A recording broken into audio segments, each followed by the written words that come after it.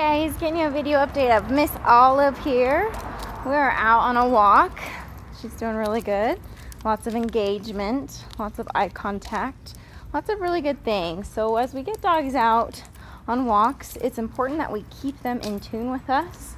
And there's a couple things that I like to do to ensure that that happens. Number one, I want them to wait at the door before leaving any premises, whether it's your house, whether it's a building, whether it's the car, like if you're gonna take them on a hike or anything like that. So we wanna make sure that we get them to wait at the door. We go through first, and then it's kind of like the dog asks permission to leave the house or leave the car, enter into the new environment. So right there we get demanding focus, and we're able to ensure that we set off on a good note. The second thing is we want to make sure that they're in a heel position. So with her on the left hand side, I always want to be able to turn left. So as I do this, she needs to slow down. So if I turn left, she's paying attention. If I turn right, she's also paying attention. So she's following, and lots of really good stuff's happening there. So as I leave the house or leave the car or whatever, I want to make sure that I take some time to make sure she's in the best heel position she possibly can be before I actually gain mileage. Come on, good boy, or good girl, excuse me, good girl. Before I actually gain mileage on the walk. So really, really important stuff.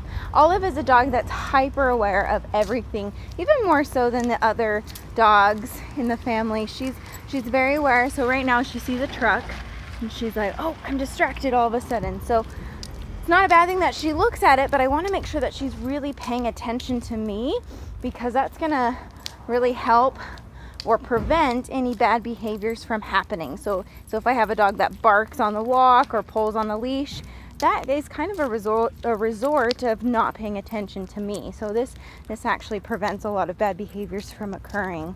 Good job, girl. Olive, down.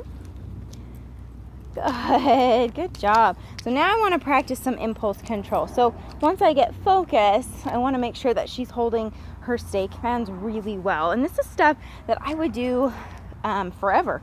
As you guys take her home and you have her years from now, 3 years from now, 5 years from now, as you're getting her out on walks and stuff, we want to make sure that she's healing well and she's focusing well. Those two kind of go hand in hand. And also that she's paying enough attention to be able to hold a stay command and wait for me to release her. Now, as I release her, I want eye contact, so I don't want her distracted by FedEx guy over there.